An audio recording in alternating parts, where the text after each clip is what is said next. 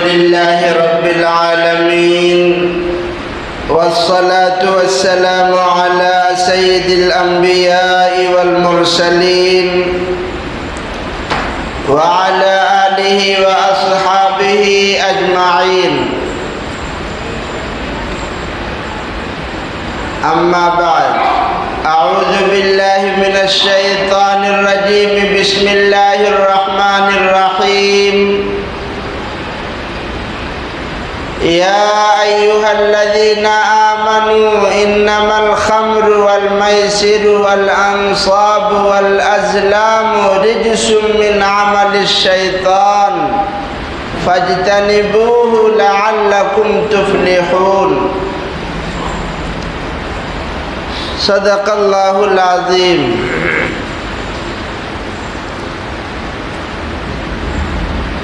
منصف کی آستین میں ہے خنجر چھپا ہوا،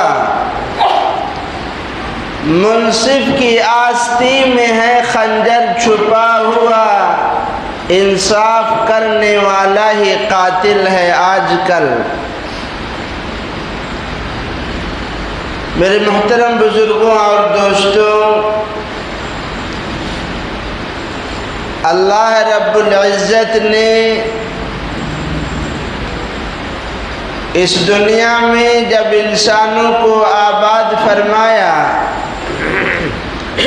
تو اللہ تبارک و تعالی نے ان کی ضروریات کا بھی بندوبست فرمایا۔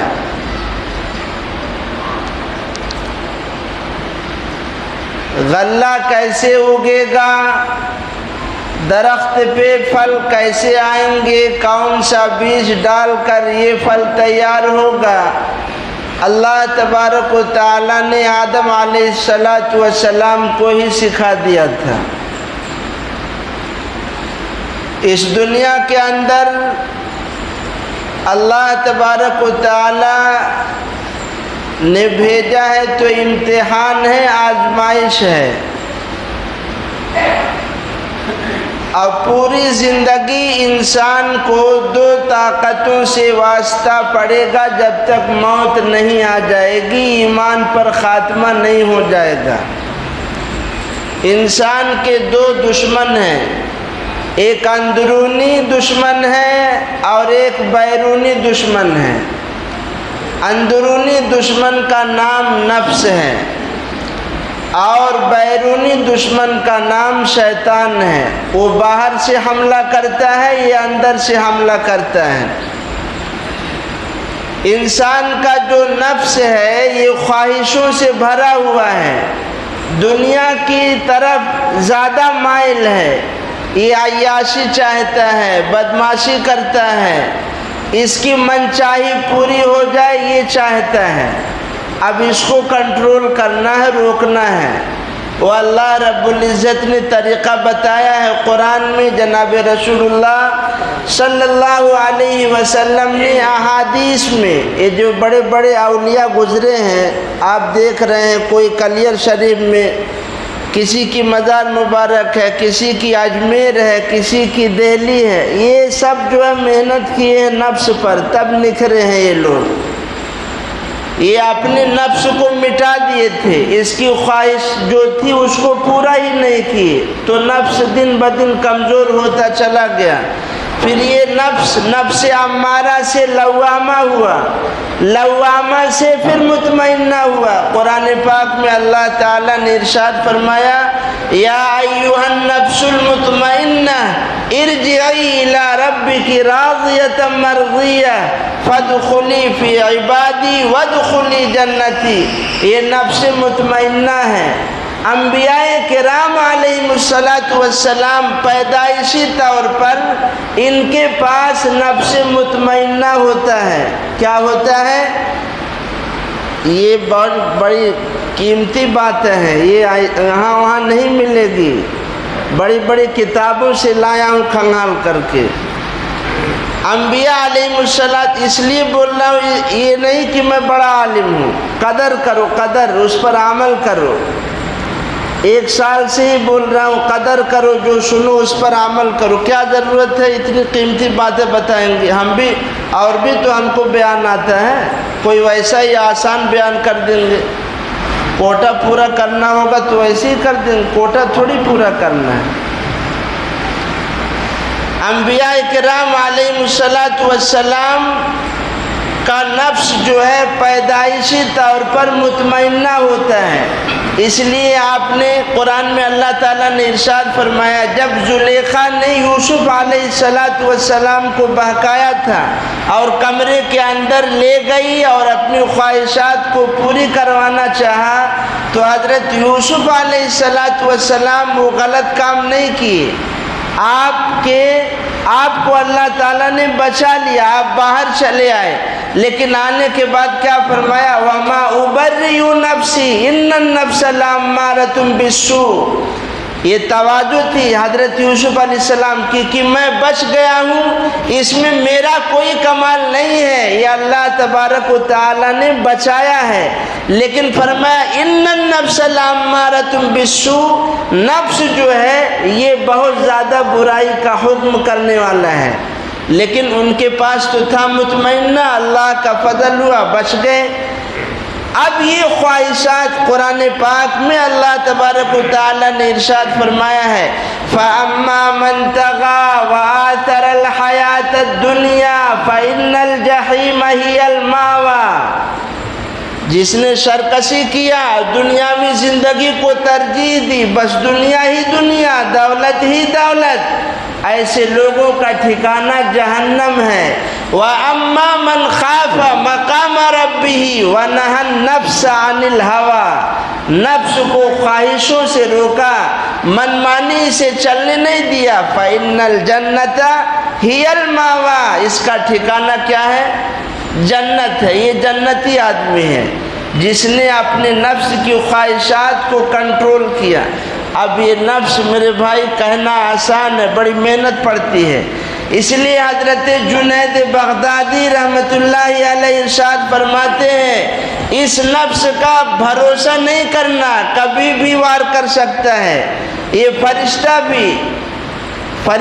بھی ہو جائے یہ نفس تو بھی بھروسہ نہیں کرنا. یہ حضرت جنید بغدادی رحمۃ اللہ علیہ فرماتے ہیں یہ بہت خطرناک ہے، اس کے اندر اصل شر ہے. محنت کر کے اس کو بنانا پڑتا ہے، لوامہ بنتا ہے، پھر مطمئنہ بنتا ہے. لیکن ہر وقت بیدار رہنا. اگر کبھی بھی اس سے غافل ہو جاؤ گے، کبھی بدنظری کر دے گا، کبھی چغلخوری کر دے گا، کبھی شراب پی لے گا، کبھی کچھ کر دے گا. تو اس کو محنت کرنی پڑے گی، کنٹرول کرنا پڑے گا. اسی لیے اللہ تبارک و تعالیٰ نے جب تمام چیزوں کو پیدا کیا، ساری چیزوں نے اللہ کی اطاعت کی، اللہ کا کہنا مانا، لیکن نفس اکڑ گیا. فَأَلْقَاهُ اللَّهُ فِي بَحْرِ الْجُوعِ، اللہ تبارک و تعالیٰ نے نفس کو بھوک کا مزہ چکھایا، ٹھنڈا ہو گیا. اسی لیے رمضان میں آپ دیکھو گے باہر کے شیطان کو قید کر دیا جاتا ہے، اور اندر کا جو شیطان ہے اس کو بھی ایک دم کمزور کر دیا جاتا ہے. یہ کمزور کیسے ہوگا؟ بھوک سے ہوگا، کم سونے سے ہوگا، کم بولنے سے ہوگا. لیکن عادتیں دیکھیے، آدمی بک بک لگائے رہتا ہر وقت، آدمی کثرت سے سوتا ہے، آدمی جو ہے بولتا ہے. یہ ساری چیزیں جو ہے نفس کو موٹا کرتی ہیں. یہ نفس پھر اس سے یہ کچھ بھی کرے گا، غلط جگہ منہ مارے گا، غلط جگہ ہاتھ مارے گا، غلط جگہ پیر چلائے گا. اچھا جب یہ بگڑے گا تو پھر عقل بھی آدمی کی کام نہیں کرتی ہے. اسی لیے کہتے ہیں دو نشے ایسے ہیں جن سے بچنا بہت ضروری ہے، ایک عورت کا نشہ، ایک شراب کا نشہ. عورت کا نشہ، آدمی اپنی نظر کی حفاظت کرے. اگر بد نظری کرے گا، وہ نماز پڑھا ہے، قرآن کی تلاوت کیا ہے، جو نور اس کے دل میں آیا ہے، ایک بد نظری سے سارا نور سلب ہو جائے گا. اسی لیے جناب رسول اللہ صلی اللہ علیہ وسلم نے ارشاد فرمایا کہ اگر کسی عورت پر اچانک نگاہ پڑ جائے اس سے نظر پھیر لو تو معاف ہے، لیکن آنکھ گڑائی یوں ہی دیکھو گے کیا خوبصورت ہے، کیا حسن و جمال ہے، تو گئے کام سے۔ تمہاری نماز اور روزوں سے اور تلاوت سے جو نور حاصل ہوا ہے وہ سلب ہو جائے گا۔ پھر یہ نفس کی خواہش ایسی ہے کہ ایک چیز کی خواہش کرے گا تو پھر کرتا ہی جائے گا جب تک اس کو کنٹرول نہیں کرو گے۔ اس لیے لکھا ہے اطباء نے، شراب ایسی چیز ہے، شراب کہ آدمی اگر تھوڑا پی لے گا تو پھر اس کی خواہش بڑھتی ہی رہے گی، 1 لیٹر 2 لیٹر 3 لیٹر وہ پیتا ہی جائے گا۔ اس لیے جناب رسول اللہ صلی اللہ علیہ وسلم نے ارشاد فرمایا ہے کہ جس کا تھوڑا زیادہ حرام ہے اس کا تھوڑا بھی حرام ہے۔ جیسے 10 لیٹر شراب پینا حرام ہے ویسے ہی 100 گرام شراب پینا حرام ہے۔ اور اس کے کیا نقصانات ہیں آپ کو معلوم ہوگا۔ جناب رسول اللہ صلی اللہ علیہ وسلم مکہ المکرمہ سے مدینہ المنورہ ہجرت کیے ہیں۔ یہ مکہ اور مدینہ المنورہ کی سوسائٹی میں، عرب کے رواج میں شراب ان کی گھٹی میں پڑا ہوا تھا، شراب کے عاشق تھے۔ یہاں تک کہ جناب رسول اللہ صلی اللہ علیہ وسلم شراب کے اتنے عاشق تھے، بڑے بڑے کاروبار ہوتے تھے، تجارتیں ہوتی تھی، شراب پی کر مست ہوتے تھے۔ اللہ تبارک و تعالیٰ نے چونکہ شراب انسانوں کے لیے، انسانی صحت کے لیے، اس کے اعضاء و جوارح کے لیے نقصان دہ ہے، اس لیے ہر ایسی چیز جیسے ایمان اور عقیدے کی حفاظت ضروری ہے، ایسے ہی اپنے صحت کی، اپنی تندرستی کی، اپنے جسم کی بھی حفاظت ضروری ہے۔ اس لیے ہر ایسی چیز جو انسانی صحت کو مضر ہو اللہ تبارک و تعالیٰ نے منع کر دیا ہے۔ یہ جناب رسول اللہ صلی اللہ علیہ وسلم نے منع کر دیا ہے۔ دنیا کی کوئی طاقت ان چیزوں کا راز اور پتہ نہیں لگا سکتی اللہ کی حکمت اور مصلحت کیا ہے۔ عرب کی اسی دستور میں صحابہ کرام یہ خود بھی شراب پیتے تھے۔ شراب تو آہستہ آہستہ حرام ہوئی ہے۔ قرآن پاک میں اللہ تبارک و تعالیٰ نے آیت نازل فرمائی، آپ صلی اللہ علیہ وسلم سے پوچھا گیا یسألونک عن الخمر، یہ صحابہ، یہ ایمان والے لوگ آپ سے شراب کے بارے میں پوچھتے ہیں، آپ ان سے کہیے قل فیہما اسم کبیر ومنافع للناس، کہ اس میں اب ان کی چونکہ عادت ہے شراب پینے کی، ان کی نظر میں فائدہ بھی تھا شراب کا، تو اللہ تبارک و تعالیٰ نے ایک بیگ نہیں منع کیا، آج سے بند، آج سے بینڈ، ایک دم سے نہیں منع، یہ نشہ ہے، اس کی عادت ایک بیگ نہیں چھٹتی ہے۔ اب اللہ تبارک و تعالیٰ نے کہا کہ تم اپنے ذہنوں میں اور تمہارے نزدیک تو فائدہ ہے لیکن اس میں برائی زیادہ ہے، بیماری زیادہ ہے۔ اب اس میں 2 طبقہ ہو گیا، کچھ لوگ تو مان گئے فوراً لیکن کچھ لوگ پینے لگے۔ اتفاق ایسا ہوا کہ ایک مرتبہ حضرت عبد الرحمن بن عوف رضی اللہ عنہ نے مغرب سے پہلے چند لوگوں کی دعوت کی اور سارے لوگ اکٹھا ہو گئے دعوت کھانے کے لیے۔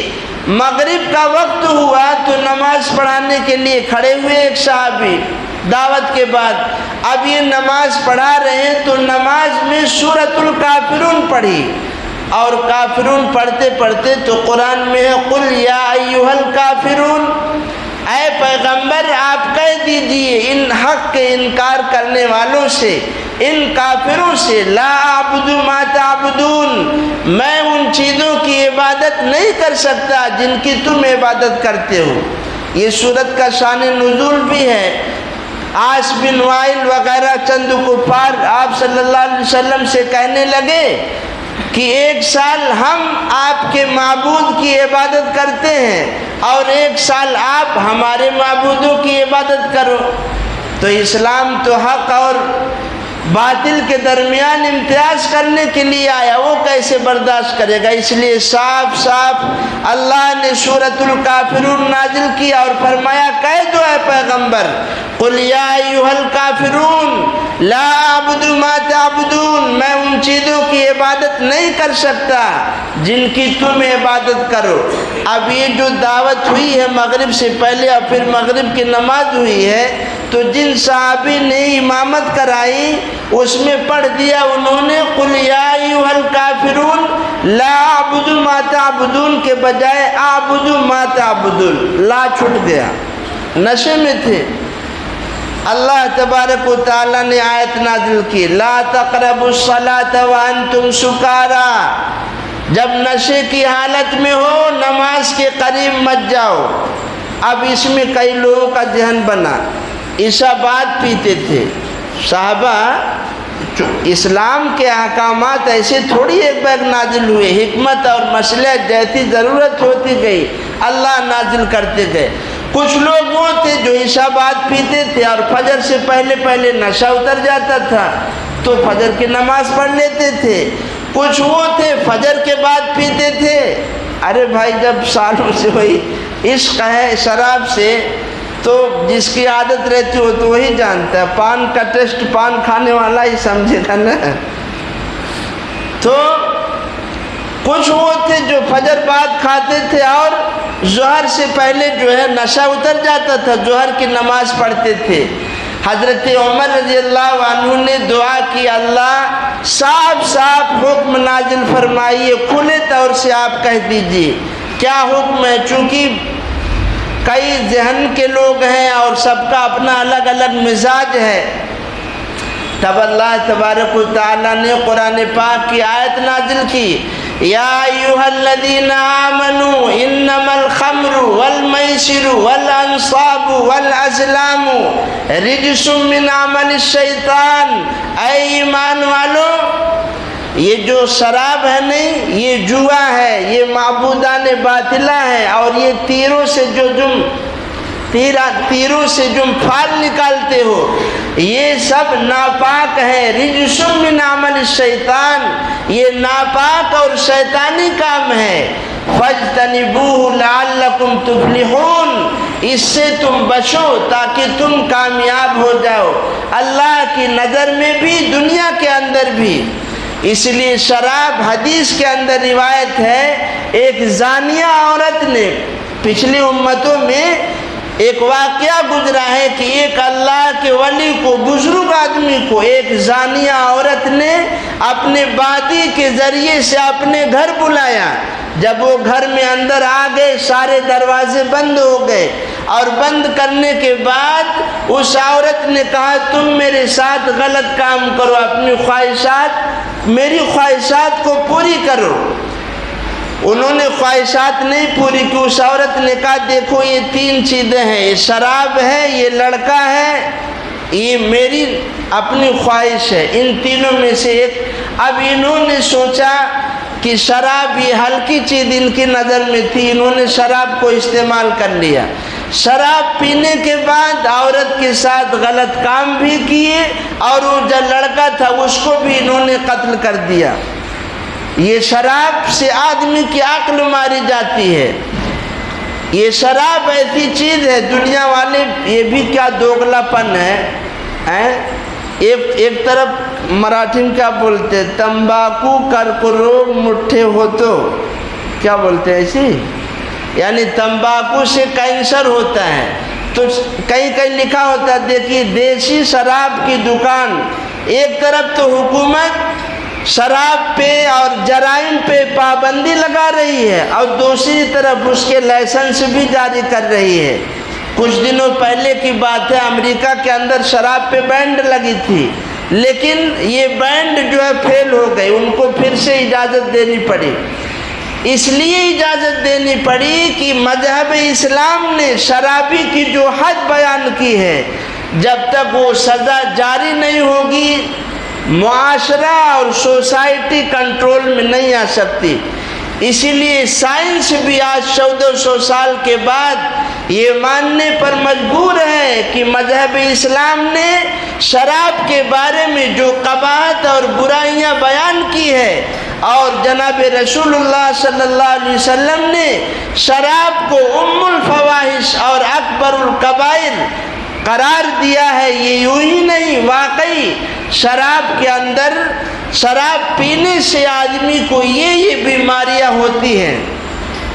شراب پینے والے کی عقل چھوٹی ہو جاتی ہے، شراب پینے والے کے پھیپھڑے خراب ہو جاتے ہیں، شراب پینے والے آدمی کا دل کو مرض لاحق ہو جاتا ہے، شرابی آدمی کی اولاد صحیح نہیں ہوتی ہے، شرابی آدمی کا جو سیکس کمزور ہو جاتا ہے، نامردی پیدا ہو جاتی ہے، اس کے مادے منویہ کے جراثیم مر جاتے ہیں۔ ایک مثال دیتا ہوں، یہ آج سوچتے ہیں ہم طاقتور ہیں، بزدل، ابھی یہ تو لائٹ ہو گئے، کمکما ہو گیا، دماغ لگاؤ گے تو ہی سمجھو گے، یہ اکابر کی باتیں ہیں عقل مندوں کی۔ چراغ ہوتا تھا، جب چراغ کے اندر تیل رہتا ہے تو ایک حساب سے جلتا رہتا ہے، لیکن جب چراغ ختم ہونے والا ہوتا ہے تو پھڑپھڑاتا ہے، بہت تیز جلنے لگتا ہے۔ کیا مطلب؟ بہت تیز جلتا نہیں، جب چراغ کے اندر جب تیل نہیں ہوتا ہے تو بہت تیز جلنے لگتا ہے۔ چراغ کو دیکھنے والے پہچان جاتے ہیں اس کے اندر تیل نہیں ہے۔ انسان کی زندگی کے اندر جب مادہ منویہ نہیں رہے گا تو سمجھ لو اس کا اینڈ ہے، اب وہ جانے والا ہے۔ یہ اتنی قیمتی چیز ہے انسان کی جو منی ہے، یہ بہت تفصیلی ہے، ہر چیز تھوڑی بتا سکتا ہوں، اتنی قیمتی چیز ہے، لیکن افسوس ہے نوجوان لڑکے اپنے ہاتھوں سے کتنا جو ہے اس قیمتی چیز کو خراب کر رہے ہیں بد نظری کے ذریعے سے۔ اور یہ چکن فیمس ہے، چکن کے کئی آئٹم ہیں، یہ بہت خطرناک چیز ہے، اس کو ہر دم کھانا ہی نہیں چاہیے، میں بھی تو کھاتا ہوں کبھی کبھی سے۔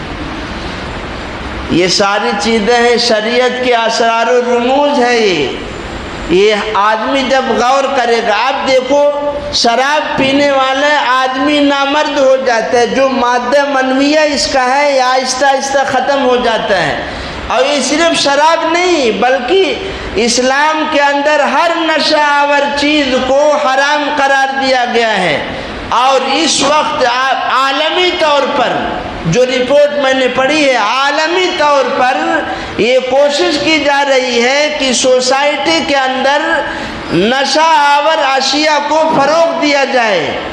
نئی نسل نوجوان قسم کے لوگ نشے کے عادی ہوتے جا رہے ہیں، جس میں بھنگ ہے، چرس ہے، گانجا ہے، افیون ہے، کوکین ہے، کوکا ہے، تقریباً 300 ناموں سے یہ گانجا اور چرس، تقریباً اس کے 300 نام ہیں جو میری تحقیق اپنی ہے، مارکیٹ میں سب پائے جاتے ہیں۔ شراب کو قیامت کے اس کا نام بدل کر لوگ اس کے پئیں گے، یہ بھی علامات قیامت ہے۔ شراب جب حرام ہے تو اب اس کا نام بیئر رکھو، برانڈڈ رکھو، کچھ بھی رکھو، شراب حرام ہے یا اس جیسی چیزیں حرام ہیں تو حرام ہے۔ جس کا زیادہ حرام ہے اس کا تھوڑا بھی حرام ہے۔ یہ جناب رسول اللہ صلی اللہ علیہ وسلم نے ارشاد فرمایا ہے کہ جو آدمی شراب پیے گا اور توبہ نہیں کرے گا اس کی تو 40 دن کی نماز قبول نہیں ہے۔ اس کے ساتھ ساتھ شرابی آدمی کو کل قیامت کے دن دوزخیوں کا پیپ پلایا جائے گا۔ پیو، یہ شراب کو کیا آپ ویسے سمجھتے ہیں؟ جیسے پیشاب ناپاک ہے ایسے ہی شراب بھی ناپاک ہے۔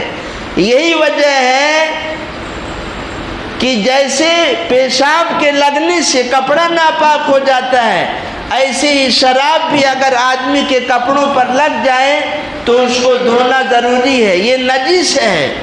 شراب یہ نجس، کیسے پیتے ہیں لوگ شراب کو؟ یہ ان کی آدمی شراب میں تو سب نہیں بتا سکتا، 23 سے زیادہ بیماریاں ایسی ہیں جن کو سائنس نے ریسرچ کیا ہے، نیٹ پر ڈالا ہے، ابھی ان کی تحقیق ہے، اور یہ کہنے پر مجبور ہیں کہ جو قرآن نے کہا ہے وہ سچ ہے۔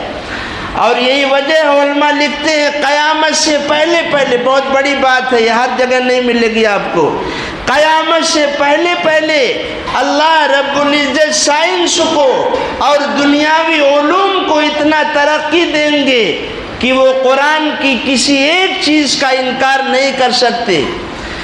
قیامت سے پہلے پہلے سائنسی علوم کو اللہ اتنی ترقی دیں گے کہ وہ قرآن کی کسی چیز کا انکار نہ کر سکے، ساری چیزیں ثابت ہو جائیں گی، اور اس کے ذریعے سے اللہ حجت قائم کر دیں گے تاکہ انکار کی گنجائش نہ رہے۔ اور یہی وجہ ہے کہ میں ایک چیز پڑھا ہوں، میں بھی ایک دم اچھل پڑا جب یہ میں پڑھا ہوں، میری کیفیت ایسی ہو گئی کہ حضرت ابراہیم علیہ السلام نے جب نمرود سے مناظرہ ہوا ہے، نمرود سے کہا ہے کہ تم کہتے ہو میں مردوں کو جلا دیتا ہوں تو جلاؤ۔ حضرت ابراہیم علیہ السلام نے کہا تھا میرا پروردگار وہ ہے جس کے ہاتھ میں زندگی اور موت ہے، جو مارتا بھی ہے تو جلاتا بھی ہے۔ نمرود نے کہا میں بھی جلاتا ہوں، میں بھی مارتا ہوں۔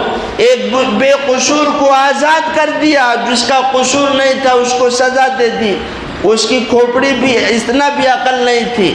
تب حضرت ابراہیم علیہ السلام نے ایک دوسرا ردہ رکھا اور دوسرے انداز میں سوال کیا، فَإِنَّ اللَّهَ يَأْتِي بِالشَّمْسِ مِنَ الْمَشْرِقِ فَأْتِ بِهَا مِنَ الْمَغْرِبِ۔ اگر تو اپنے آپ کو خدا کہتا ہے تو میرا پروردگار وہ ہے جو سورج کو مشرق سے نکالتا ہے، تو اللہ جو میرا پروردگار ہے جب وہ سورج کو مشرق سے نکال سکتا ہے وہ مغرب سے بھی نکال سکتا ہے، لیکن اگر تو اپنے آپ کو خدا کہتا ہے تو تو مغرب سے سورج کو نکال دے۔ فَبُهِتَ الَّذِي كَفَرَ قرآن میں ہے، یہ حیران ہو گیا شجر، یہ تو کر نہیں سکتا۔ حضرت ابراہیم علیہ السلام کی زبان سے نکل گیا ہے، اللہ نے اپنے پیغمبر کی زبان کی لاج رکھتے ہوئے قیامت کے قریب اللہ اپنی خدائی کا اظہار کریں گے اور ایک بار مغرب سے سورج کو نکال کر دکھائیں گے کہ دیکھو میرے ابراہیم نے جو کہا تھا کہ وہ اللہ وہ ہے جو سورج کو مشرق سے نکالتا ہے وہ مغرب سے بھی نکال سکتا ہے۔ اللہ اپنی خدائی کا اعلان کریں گے کہ دیکھو دنیا والوں میں اللہ ہوں، جو اللہ سورج کو مشرق سے نکال سکتا ہے آج وہ اللہ مغرب سے بھی نکال رہا ہے۔ چنانچہ قیامت سے پہلے ایسا ہوگا کہ اللہ سورج کو مغرب سے نکالیں گے، پھر توبہ کا دروازہ بند ہو جائے گا۔ اس لیے جو انسانی چیزیں ہیں بہت ساری باتیں ہیں، وقت تو ملتا نہیں، کیا کرے۔ اللہ تبارک و تعالیٰ سے سچے دل سے توبہ کر کے، شراب سے توبہ کر لیں، ہر گناہ سے توبہ کر لیں، یہ یقین جانیں کہ جن چیزوں کو اللہ تعالیٰ نے جناب رسول اللہ صلی اللہ علیہ وسلم نے منع کیا ہے وہ انسانی صحت کے لیے مضر ہے۔ اس لیے جناب رسول اللہ صلی اللہ علیہ وسلم نے جو چیز انسانی صحت کے لیے فائدہ مند ہو اس کا حکم دیا ہے۔ تیر اندازی سیکھو، ہتھیار چلانا سیکھو، تیراکی کرو، دوڑو، پیدل چلو، ننگے پاؤں چلو کبھی کبھی، یہ تمام چیزیں جناب رسول اللہ صلی اللہ علیہ وسلم نے ارشاد فرمائی ہے انسانی صحت کا، انسانی عقل کا۔ اگر آدمی کی عقل نہ ہو تو پھر فائدہ کیا ہے؟ انسان اور جانور میں فرق کیا ہے؟ اور سب سے بڑی چیز جو شرابی اور نشہ آور جو بھی ہے، یہ صرف شراب نہیں، گانجا، بھنگا، فیون، چرس اور پتہ نہیں کیا کیا انجیکشن اور گولیاں آتی ہیں۔ ابھی کل ہی یہاں ایک آدمی آیا، حافظ جی گواہ ہے، وہ دوسری شادی کرنا چاہتا ہے، اس کی بیوی ہے لیکن دوسری عشق ہو گیا، کسی شادی کرنا چاہتا ہے، پوچھنے پہ پتہ چلا تو شراب پیتا ہے۔